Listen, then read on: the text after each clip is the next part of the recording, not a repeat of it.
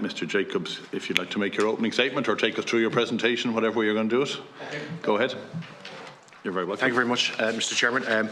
We'll do a presentation that will focus on the summer readiness of Cork and Dublin. We're already in the middle of summer from our point of view, so we'll just kind of take you through the key parts. Neil will do Cork and Gary will do Dublin. I'll do a general business update on a few other important topics to us, like the cap that exists at Dublin Airport, and we'll just use a presentation that we will get through, I think, in less than 15 minutes.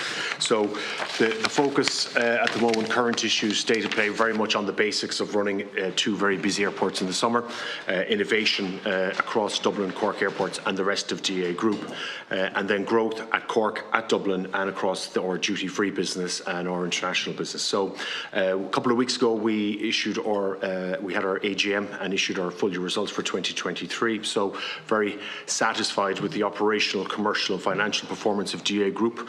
We had over 1 billion revenue for the first time ever. We contributed 153 million in taxes to the Exchequer, and we're very happy that we're paying a 31 million dividend to the state in 2023. Managing debt continues to be an issue for every airport group. Again, we took on about 1 million debt a day during the pandemic, as you can imagine, as airports were nearly shut around Europe. We're still sitting on 815 million in debt that we need to work through. We put a dent in that last year, but we need to continue to do that. Driving efficiency across the business, cost headwinds. Ireland is an expensive place to do business and there are cost headwinds, and driving non-aero revenue. For us, that means selling more car parking spaces, lounges, fast track, duty-free products, food and beverage, everything else we can sell passengers at Dublin and Cork. We've a huge focus on improving the service quality for our passengers, and Neil and Gary will describe that more in greater detail in Cork and Dublin. Very satisfied with the situation in Cork Airport. 95% of passengers are very satisfied with Cork Airport. In Dublin, there's been a huge improvement. So in 2023, passengers at Dublin were 37% more satisfied than they were in the previous year, and that's a big increase.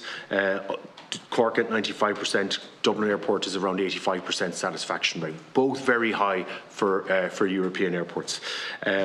But there's a big mission that we have, which is really to give passengers a very consistent and very resilient experience at both our airports, so that people can get on their holidays, go on their business trips, and the airport never gets in your way.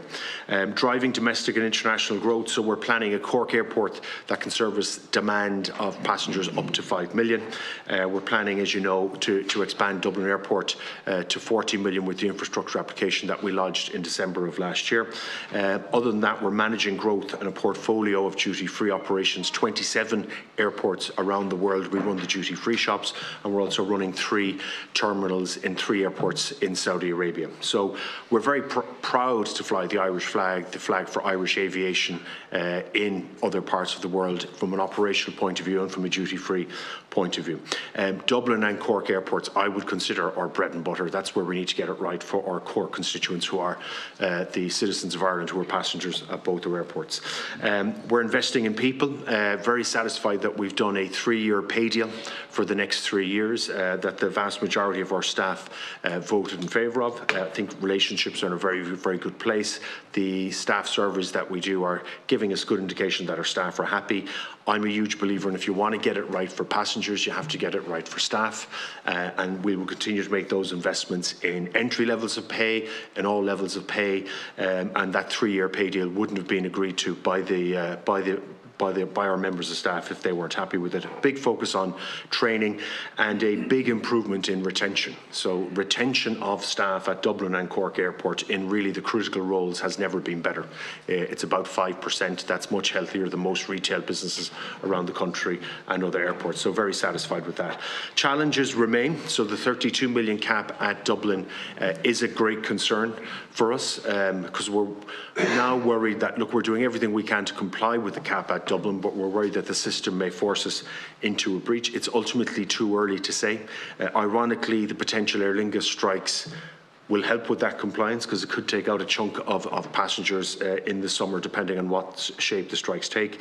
Managing debt and rising costs, as I mentioned, is an ongoing challenge, and transforming the business into a zero carbon business by 2050, reducing emissions by 51% by 2030. Aviation needs to do more, airports need to do more, airlines need to do more, but we're on that mission and we absolutely believe it.